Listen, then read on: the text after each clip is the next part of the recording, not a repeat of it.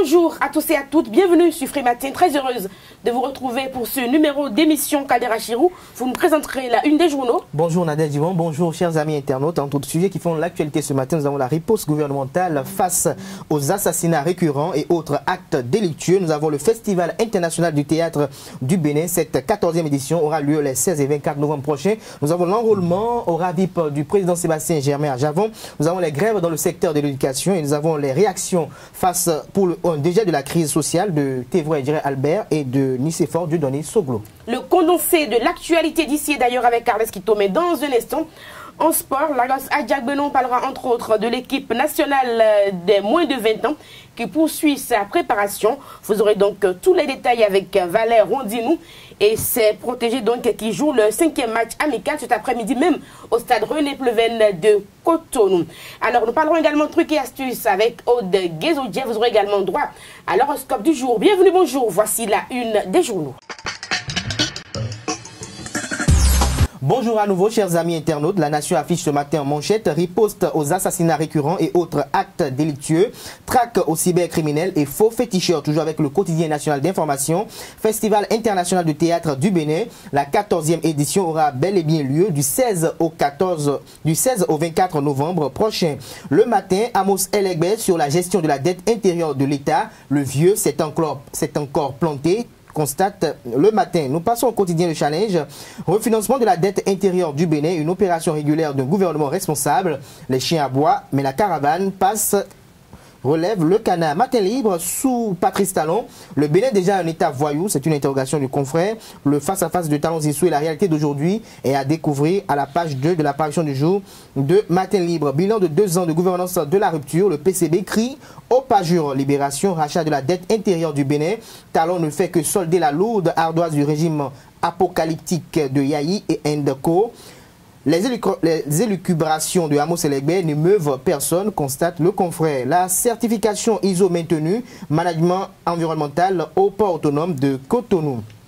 C'est avec le quotidien Nord-Sud. Le matinal, paiement des salaires de mars sans défalcation. Le gouvernement évite le bras de fer. La sagesse doit gagner les leaders syndicaux. Cocorico Info, opération RAVIP. Sébastien Germain à Javon enrôlé. La population est invitée à faire de même. Kini. Persistance de la grève malgré la reprise par droit. Pas en droit dans certains secteurs d'activité. Thévois offre sa médiation. L'heure du dialogue a sonné. Selon l'ancien médiateur de la République, voici ses propositions à Patrice Talon aux pages 4 de l'apparition du jour du canard. Fraternité, loi sur l'embauche, la résiliation des contrats de travail.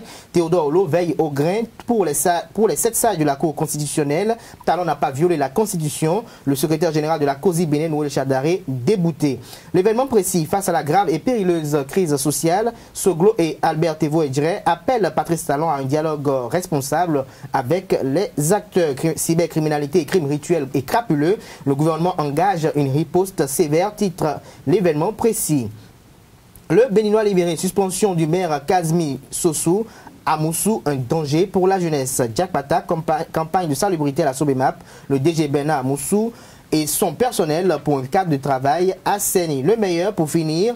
Élection législative de 2019, la bataille qui risque de sonner le glas aux réformes du système partisan.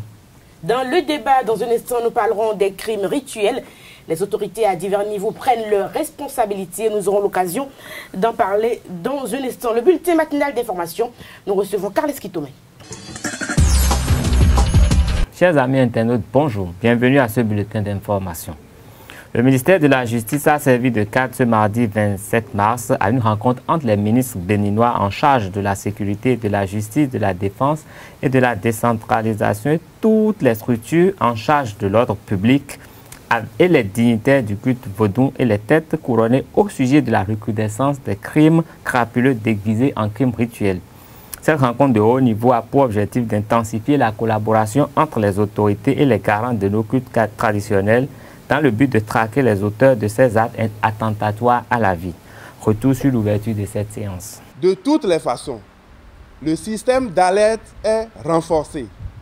Le numéro 166, mis en place depuis plusieurs mois, est toujours opérationnel et toute personne qui constaterait des cas d'enlèvement ou toute activité criminelle que ces personnes appellent le numéro 166, des équipes sont montées pour répondre promptement sur toute l'étendue du territoire national. Nous avons également activé un numéro WhatsApp, le 64 00 46 46.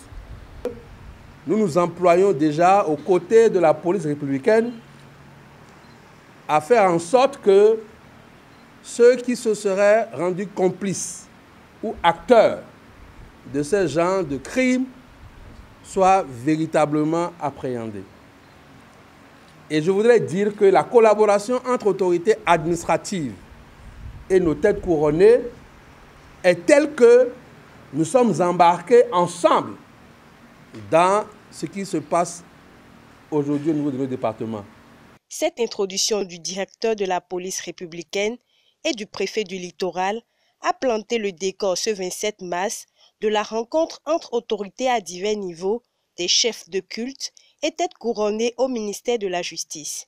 C'est, à mon analyse, une collision mafieuse entre les cybercriminels et certains faux féticheurs de notre pays. Une collision, une entente entre ces deux entités-là. Il n'y a pas de qualification spécifique.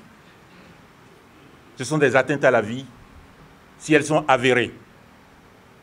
Et ces atteintes méritent que la loi soit appliquée et que les personnes qui en auront été reconnues coupables puissent être châtiées.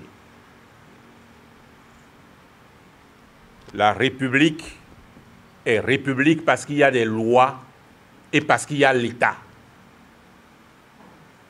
L'État fera appliquer la loi. Cette amada sollicite la participation des Rouennais à la guerre déclarée aux cybercriminels et aux auteurs et complices des crimes actuels décriés par les populations béninoises. Les salaires du mois de mars seront payés aux travailleurs béninois sans aucune défalcation. Cette information, selon nos confrères du quotidien La Nouvelle Tribune, aurait été donnée par le secrétaire général de la Confédération syndicale des travailleurs du Bénin, Kassa Mampo, sur une radio de la place.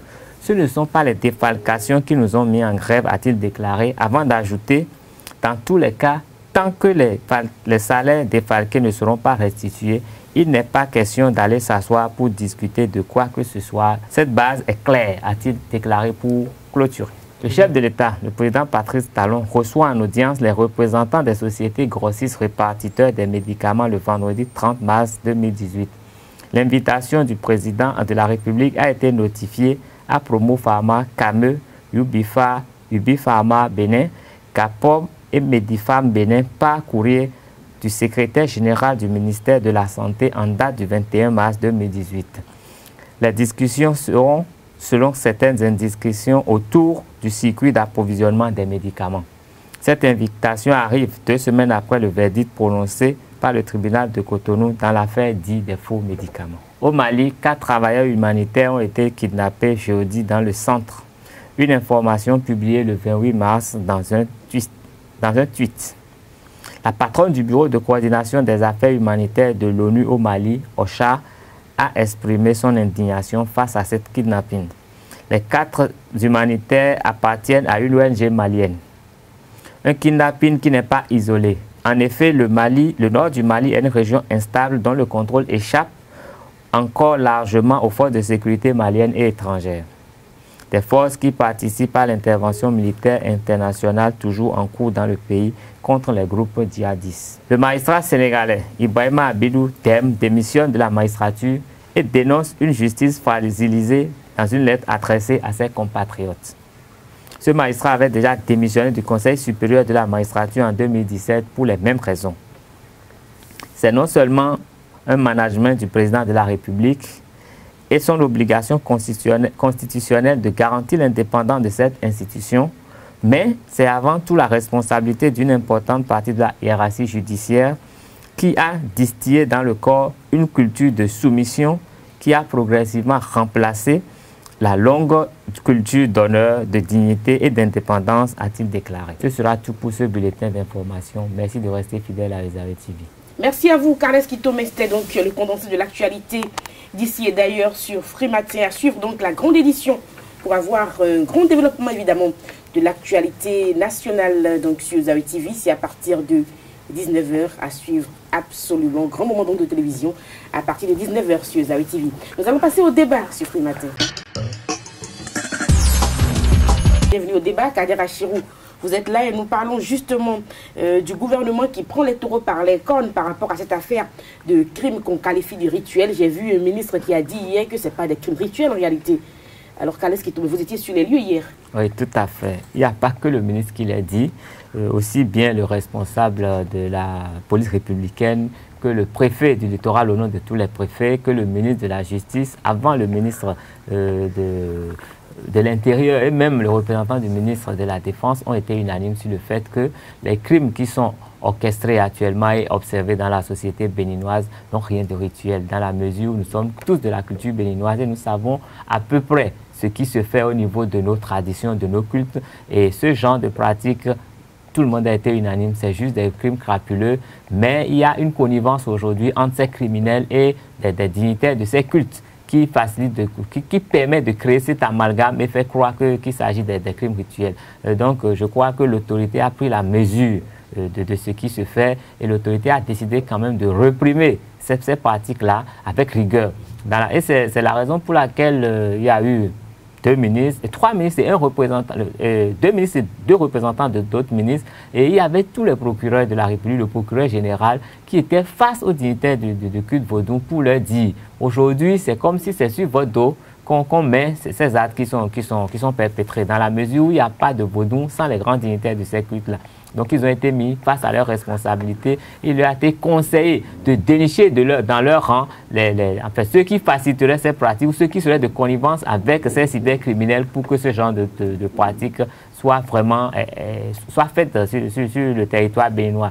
Toute chose qui... J'espère que les dignitaires n'iront pas en grève après ça. Ils ont compris. Je crois. Toute chose quand même qui permet de sécuriser davantage ce pays, de permettre aux gens qui veulent venir chez nous de ne pas avoir peur de venir. Et également, le ministre de l'Intérieur a été très précis. La cybercriminalité n'est pas une pratique purement béninoise, c'est planétaire. Mais ailleurs, les gens n'ont pas besoin de sacrifices humains pour le faire. Et donc, il a précisé, avant de se faire rattraper par la justice, qu'ils évitent quand même de créer cet amalgame en faisant de notre pays un pays, je ne sais pas, barbare aux yeux de l'humanité. Et ce n'est pas du tout bien, justement. Donc, le message a été très clair hier. Je crois qu'aujourd'hui, c'est dit, la guerre est déclarée à ceux-là. Et il est même dangereux de côtoyer certains milieux aujourd'hui ou de donner l'apparence d'un cybercriminel. Ça peut toujours se retourner contre vous dans la mesure où la police a été vraiment, en fait, la police a reçu des ordres. Dans ce sens, il y a un numéro vert, il y a un dispositif pour intervenir très rapidement dès qu'il y a une dénonciation. Donc voilà un peu en résumé. Est-ce qu'ils nous ont fait le point de l'opération? Parce qu'il y a une opération qui a été lancée. Est-ce que la police républicaine a pris le soin de nous faire le point? Où est-ce qu'on en est réellement? On les a vus également aller dans certains milieux où il y avait les vaudous prendre des Kennedy en griffe. Ils n'ont pas fait ce point-là? Non, ce point n'a pas été fait parce que hier, ce n'était pas la police républicaine qui était face à la presse. C'est plutôt l'ensemble du collège des ministres. Bien sûr, la police républicaine était juste venue dire quelle partition elle entendait jouer dans cette lutte-là et dire que la lutte avait déjà commencé et ne fera que s'intensifier. Donc pour le reste, c'est les ministres qui sont venus faire une mise au point avec les Rouennais pour dire qu'ils ne seront pas épargnés si éventuellement on les trouvait mêlés à ce genre de pratique. Il a été dit tous les vaudous entre griffes qu'on trouverait qui demanderaient du sang humain seront brûlés au lieu d'en recevoir. Alors, Kader Achirou. Je dirais que cette affaire quand même expose le nombrilisme de certains dignitaires de culte vaudou.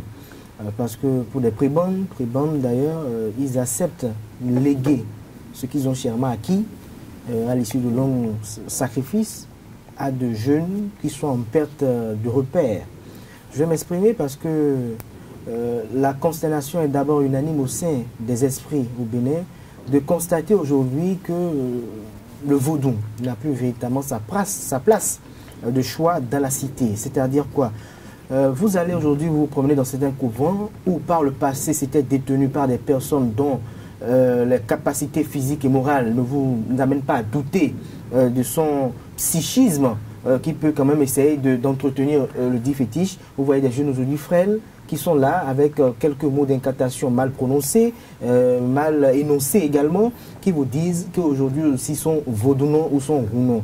C'est aussi le problème aujourd'hui de constater aujourd'hui avec beaucoup de désolation que les prêtres de consultation de Fa ont doublé, voire triplé de nombre au fil des années, avec cette avenue ou cette arrivée du fameux fétiche Kenessing à qui on attribue tout crime rituel. Je pense que, comme l'ont évoqué certains dignitaires de culte endogène, il n'y a pas que le fétiche Kenessing qui prend du sang humain. Le Oro prend du sang humain, le Egungun, on lui offre également du sang humain. Mais seront brûlés, c'est ce que le ministre a dit. On leur offre du sang humain.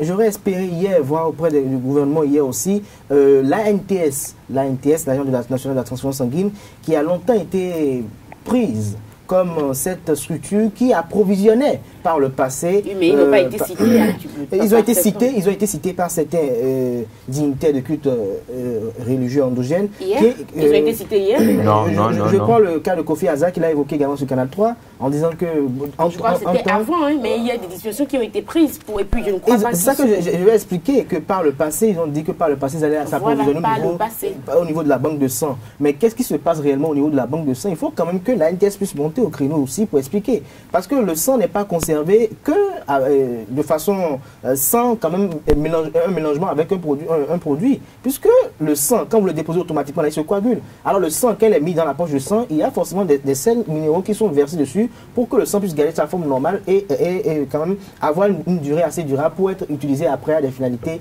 qu'on sait. Mais quand on y voit de près les vaudous et ceux qui connaissent un peu, on sait que les vaudous ne prennent pas du sel. Quand vous allez mettre du sel sur un fétiche, par exemple, c'est un problème. Je crois que l'ANTS n'a pas été mis, parce que avant, oui, l'ANTS était citée, mais là, c'est parce qu'ils ont dit que justement, l'ANTS a été sécurisée, que les cybercriminels sont obligés d'aller tuer. Voilà, c'est ça que j'évoque aujourd'hui, que dans la tête des populations, c'est que dès que les vannes seront fermées encore au niveau des Rounon, on va estimer que les cybercriminels maintenant, qui s'ils en hésitent, les résidus qui vont exister vont peut-être aller s'approvisionner de l'autre côté. Je pense qu'au niveau de cette lutte également, il y a un autre problème qui se pose, c'est au niveau de l'harmonie qui doit régner fortement au sein des dignitaires du culte vaudou. Il faut qu'on sache aujourd'hui qui est vaudou, non, qui est dignitaire du culte vaudou. Il faut qu'en leur sein, on puisse savoir qui sont ceux qui ont l'attribution de pouvoir détenir tel ou tel autre fétiche et quels sont les fétiches, puisqu'il y a des fétiches qui ne sont pas habilités à rester au domicile, à la maison, mais que les gens essaient d'amener chez eux à la maison, créer ainsi, au-delà de tout, des conditions, je veux dire, spirituelles qui peut-être amènent certaines personnes à aller vers certaines choses qui ne doivent pas aller. C'est ce qu'on appelle peut-être dans la spiritualité des effets qui ne doivent pas être produits, mais qui sont forcés d'être. Donc je pense qu'à ce niveau donné, il faut qu'on fasse un véritable toilettage à tous les niveaux dans cette religion pour qu'on puisse comprendre véritablement ce qui se passe. Le préfet du département du littoral, dans sa verbe habituelle, a dit ce qu'il a pu dire. Les gens sont inquiets, ceux qui doivent être inquiets sont inquiets, et du coup la police républicaine prendra le relais pour essayer quand même tant soit peu de pouvoir aller à la fin de cette lutte, parce qu'il ne s'agit pas forcément d'arrêter seulement les cybercriminels qui font des crimes rituels ou les gaimons, mais il faut aller au-delà de cela, parce que comme on le sait, il n'y a pas que dans la cybercriminalité qu'on utilise du sang humain pour des finalités occultes. Il y a également même quelqu'un qui est peut-être dans des fonctions politiques aussi faire des sacrifices rituels. Il faut qu'on aille à la fin de cette lutte. Il ne faut pas qu'on s'en prenne uniquement à ces jeunes, je dis jeunes peut-être qui n'ont pas assez de force pour lutter face au pouvoir d'État. Il ne faut pas qu'on s'en prenne uniquement à lui, mais qu'on aille aussi pourchasser aussi au fond des coulisses hautement gouvernementales pour comprendre un peu est-ce qu'il n'y a pas quelques-uns parmi les autorités gouvernementales qui font des sacrifices humains et qui peut-être aussi alimentent ce réseau, parce que il est un secret de polichinelle de savoir que pour avoir certains attributs, pour avoir certaines forces, comme l'ont évoqué les responsables du culte, il y a quand même cette connotation forte qui est donnée par le sang humain pour obtenir certains résultats de façon directe et impérative. Donc je pense qu'à ce niveau, il faut que la police républicaine soit plus vigilante, et comme ils l'ont dit, il faut que les populations également soient plus que vigilantes et éveillées pour quand même alerter automatiquement à travers le numéro vert, comme on l'a évoqué, les agents, les éléments de la police républicaine pour qu'ils viennent chercher celui qui est suspecté. S'il est suspecté qu'il est pris. Après, vous nous passez pour le tronc, les cybercriminels, on va voir, ça va peut-être évoluer. Non, ça va évoluer. Ça va évoluer. Je pense que la réforme doit être faite partout, même dans le plateau par exemple, où au ressort, où parfois on arrive à barrer certaines voies où des gens sont pris en otage, on dit le fétiche là, Valais, le fétiche. Je pense qu'il faut qu'on prenne les choses dans la modernisation avec des temps, les dignitaires, avec les dignitaires, mais de façon concertée. Il ne faudrait pas que le gouvernement s'arroge les attributs des dignitaires pour dire que comme nous avons un ministère de la Culture, voilà, on élabore les tests et paf, vous devez automatiquement respecter. Ça Je pense qu'à ce niveau donné, ça va donner. Alors, Carles Kitome, c'est déjà bien que le gouvernement ait pris ses responsabilités. On va suivre un peu pour voir un peu ce que ça va donner après. Il le fallait. Ce n'est pas trop tôt, ce n'est pas trop tard non plus. Maintenant, le reste est du côté des dignitaires parce que sans eux, je crois qu'on ne peut pas parler de crime rituel. Et c'est à eux de faire de l'ordre dans leur rang et surtout de parler d'une même voix. Parce que quand... Vous avez senti qu'ils étaient unis hier?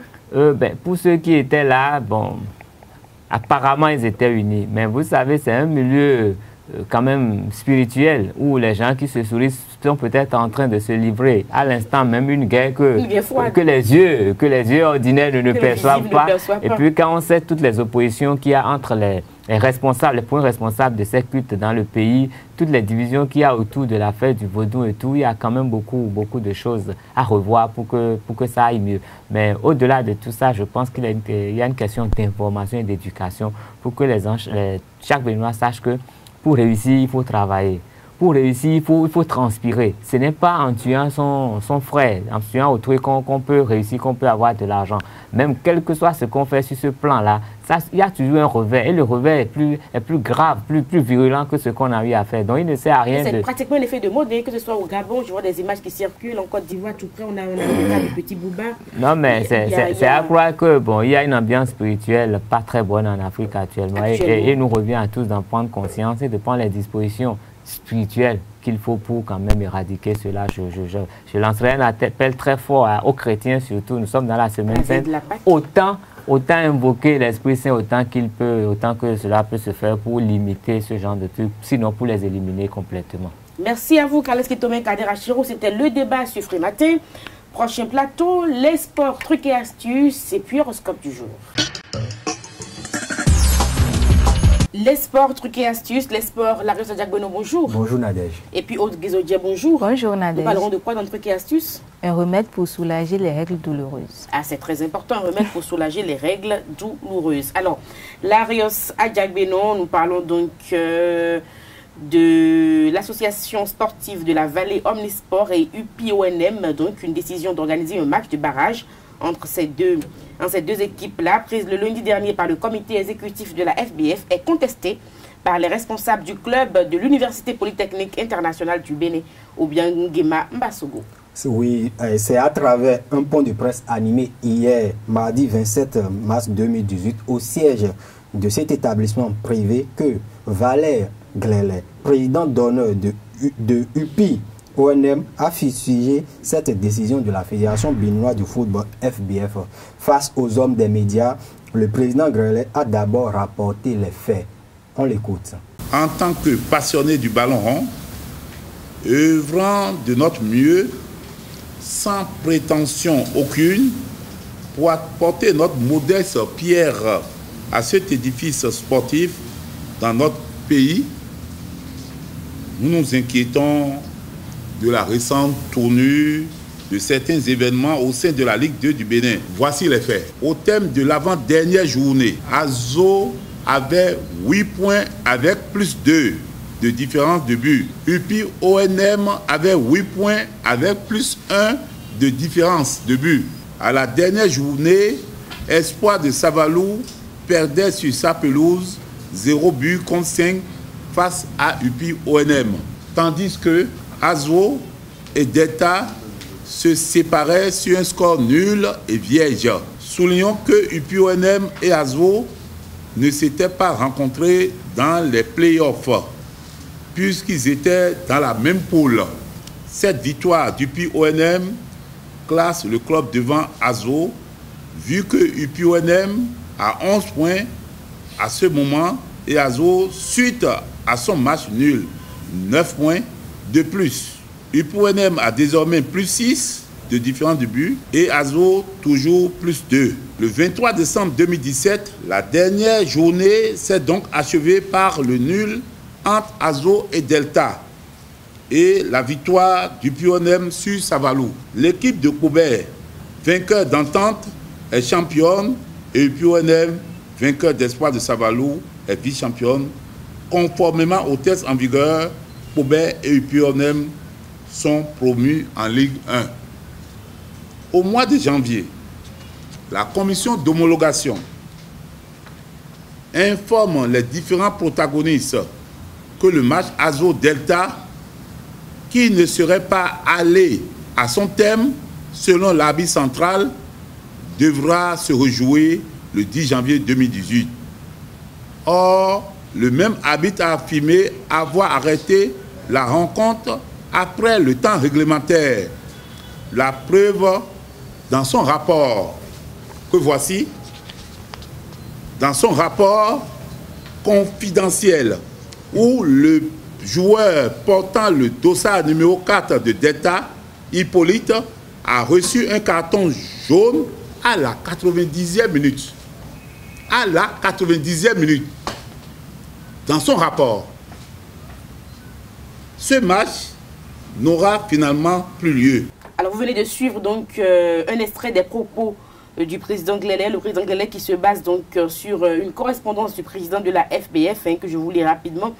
Et dans le souci de régler au mieux la situation issue du match de la 6e journée des playoffs de la Ligue 2 entre les équipes ASVO FC et Delta FC, le comité exécutif de la FBF, en sa réunion extraordinaire, a pris des décisions suivantes. L'organisation de matchs de barrage entre les équipes ASVO FC et UPONM et une rencontre qui se déroulera à huis clos le samedi 7 avril 2018 à huis clos au stade municipal de Parakou en présence des membres du comité exécutif.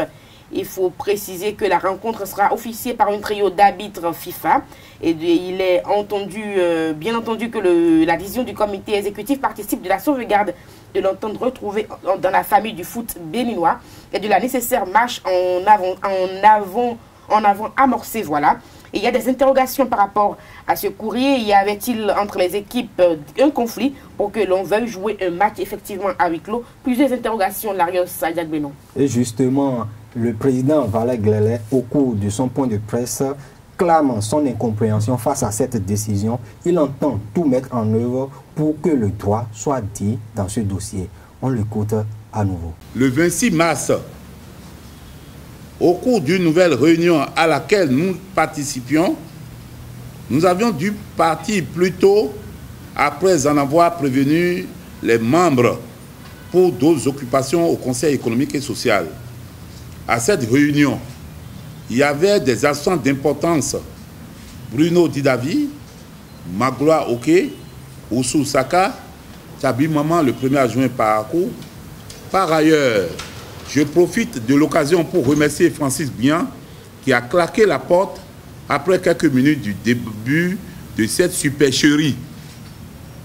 Imoru Bouraïma et William Fangwedi qui nous ont également soutenus. Grande a été notre surprise lorsque nous avons lu sur les réseaux sociaux, peu de temps après la réunion, une lettre nous informant de ce que Azo Football Club et UPONM devront jouer un match de barrage le 7 avril pour déterminer qui des deux va en Ligue 1. Or, comme vous le savez sans doute, un match de barrage ou un match d'appui ne peut se jouer entre le 2e et le 3e. Il se joue plutôt pour départager deux équipes qui ont le même nombre de points, de buts marqués et encaissés, et si cela ne suffit pas, qui ont obtenu des résultats identiques en confrontation directe.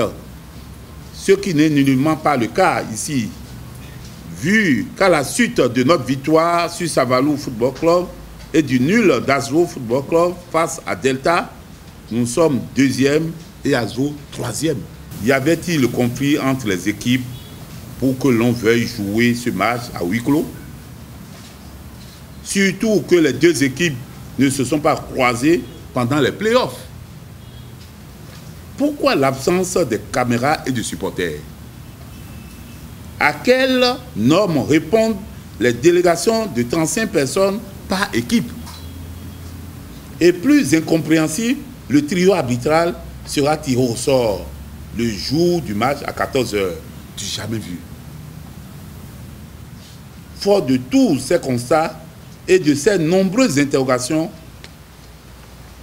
nous appelons à la rescousse et prenons à témoin le Comité national olympique et sportif béninois, le ministre du Tourisme, de la Culture et des Sports, les autres membres du comité exécutif, l'Assemblée générale de la Fédération béninoise de football, la CAF, la FIFA, le TAS, les médias, les supporters du sport roi.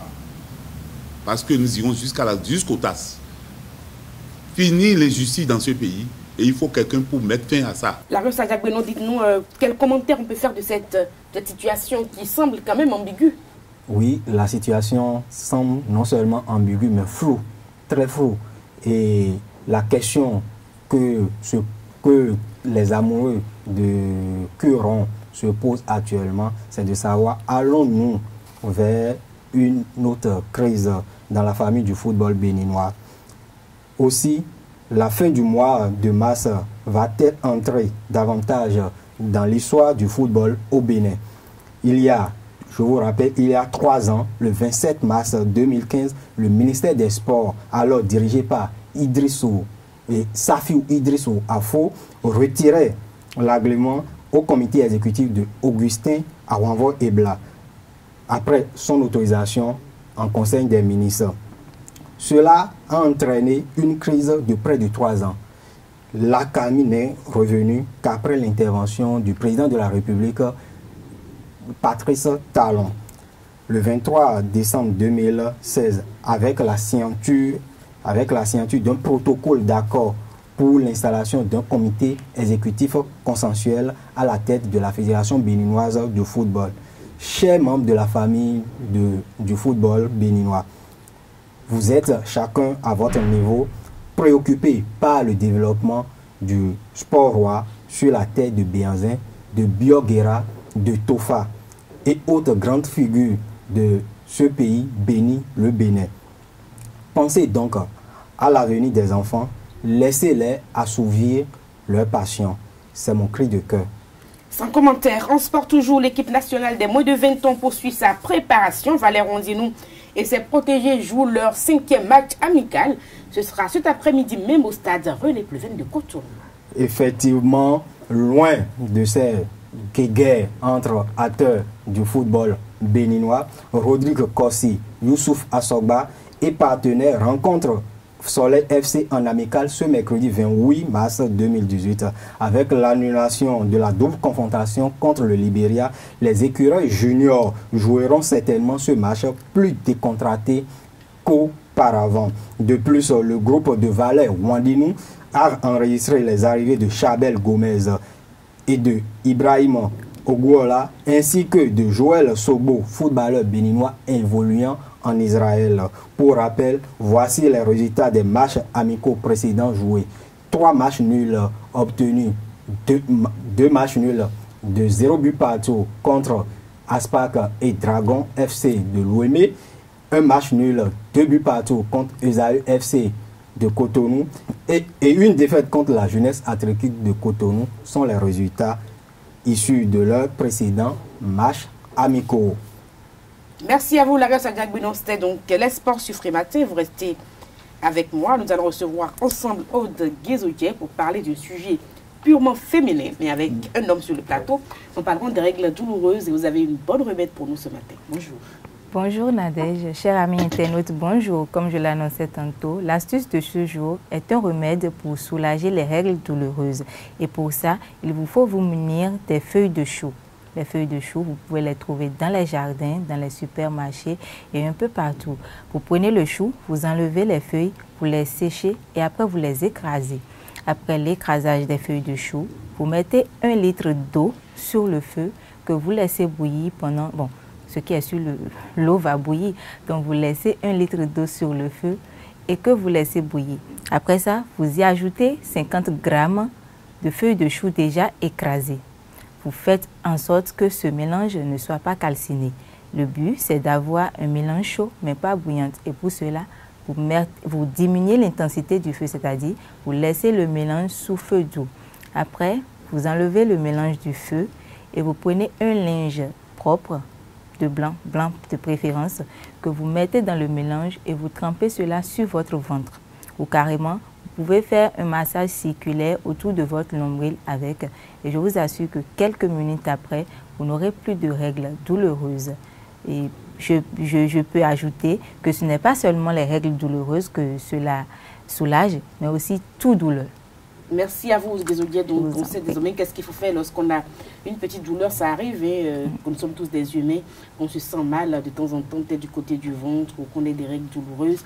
On sait désormais à quoi s'en tenir avec vous. Merci à vous, Guézodier. C'est un plaisir de vous recevoir tous les matins sur notre plateau pour trucs et astuces. Larissa Diaguenon, sans commentaire, parce que vous ne comprenez pas grand-chose. Merci. Non, pas du tout. Vous y comprenez quelque chose? Je voudrais juste poser une question. Allez-y, je vous le permets. Bon, vous avez parlé des règles. Quels sont les facteurs de risque pour éviter d'avoir des règles? Parce qu'il y a nos comportements alimentaires également qui entraînent cela. Ah, mais je pense que là, il va falloir inviter un docteur qui va répondre à cette question. Qui est spécialiste des questions de la santé à Exactement. Moi, je ne maîtrise pas ça. Et aussi, il paraît que ces astuces pour se soulager de ces règles douloureuses entraînent des grossesses. Non, comme c'est des astuces naturelles. Là, il a parlé de l'eau et des feuilles de chou. Comme c'est tout ce qui est naturel est bon. Je parle de naturel. Et puis c'est tant mieux, ça, parce qu'il faut bien... Les guérisseurs traditionnels ou les tradithérapeutes également pratiquent les vertus de nos feuilles pour soulager les femmes de ces règles douloureuses. Mais la fécondité, c'est une bonne chose. Oui, c'est une bonne chose. Beaucoup de grossesses pour le pays, le président Talon sera très fier des Béninois. Mais merci. Quand Macron demande à ce que les Africains... mais c'est la France, là nous sommes en Afrique et c'est un bon signe lorsqu'on est fécond en Afrique. De toutes les façons, les enfants, c'est une bénédiction, c'est une grâce en Afrique. Merci à vous, Aude Guézodier. Larissa Diaguenon, merci pour cette présentation. Nous allons passer à l'horoscope du jour et nous allons recevoir une grande dame pour nous présenter aujourd'hui l'horoscope Suffri Matin. L'horoscope Suffri Matin, comme je vous l'annonçais, sera présenté par une grande dame, Ruth Sodeji, bonjour. Bonjour Nadège. Et puis Aude Guézodier est là pour nous accompagner, donc c'est elle qui présentait l'horoscope Suffri Matin. Alors Ruth, on vous laisse l'antenne. Bonjour chers amis internautes. Bienvenue sur la prévision astrologique de ce jour. Nous allons commencer naturellement par nos amis béliers. L'ordre du jour n'est pas aux dépenses, chers béliers, et la maîtrise de votre budget vous fera accroître votre porte-monnaie. Taureau. Les priorités familiales vous sautent aux yeux et votre action avancera aujourd'hui dans le calme. Gémeaux, l'ambiance au travail serait tendue aujourd'hui. Isolez-vous des polémiques et surtout n'y participez pas. Cancer, des compromis extrêmement douteux se trament autour de vous. Étudiez bien les propositions qui vous seront faites. Chers amis Lions, l'inventivité sous toutes ses formes est favorisée. Vous aurez l'énergie d'aller au bout de vos projets. Le succès tape à votre porte. Vierge, le climat stimule davantage votre créativité. N'hésitez pas à mettre votre grain de sel. Trop de prudence pourrait vous amener à passer à côté des réalités, des opportunités de cette journée-ci. Balance, votre émotivité est accrue ce jour. Ne vous forcez pas à mettre un masque de dureté. Ce serait pire pour vous. Scorpion, l'objectivité vous manque. Ne prenez pas des décisions radicales dans votre vie active. Faites donc des actions au coup de tête et au coup de cœur. Sagittaire, une hausse de votre rentrée d'argent s'annonce et vous permettra de vous consacrer plus efficacement à vos projets personnels. Capricorne, des conseils extérieurs vont renforcer le bien fondé de vos convictions dans la journée. Le bon sens vous fera agir dans vos projets. Chers amis Verseaux, c'est la vie amicale qui prend l'ascendant chez vous. Vous avez besoin d'échanges et de complicité. Parlez, exprimez-vous et vous repartirez dans le bon sens avec vos partenaires. Et pour finir, nos amis Poissons, il y a des propositions à prendre en compte, des choix à faire, des actes à poser. Vous serez prête si vos efforts vont de pair. Ainsi reprend fait la prévision astrologique de ce jour. Merci et agréable journée à vous. Merci à vous, Ruth Sodeji. C'était donc l'horoscope du jour sur Suffri Matin. Alors, Aude Guézodier, vous avez été bien servi? Oui. Moi, il faut qu'il fasse attention, hein, ne pas être émotif aujourd'hui pour les amis Balance. Merci à vous. Vous êtes quel signe, Aude Guézodier? Bélier. Bélier, d'accord, c'est le premier signe. Oui. Alors, donc, bientôt, c'est votre anniversaire? Le 12 avril. Le 12 avril, voilà, donc on va fêter ici sur le plateau. Donc, on aura une bougie alors. C'est sûr. Merci à vous Ruth Sodedi. C'est la période de pénitence, la période de pardon. Aude et Ruth, je vous invite donc à beaucoup de prières dans cette période sainte, beaucoup de prières donc autour de vous, beaucoup de prières pour l'entreprise Esaü, pour notre patron et pour tout le monde, pour tout le Bénin et pour le président de la République, hein, pour que tout se passe bien dans notre pays, pour que notre pays soit pacifié, parce que demain déjà, c'est jeudi saint, vendredi saint, et puis la Pâque après pour les fidèles catholiques. Merci à vous pour l'attention. C'était Free Matin, que j'ai beaucoup de plaisir à vous présenter. On va se retrouver demain pour un autre numéro. Portez-vous bien. Au revoir.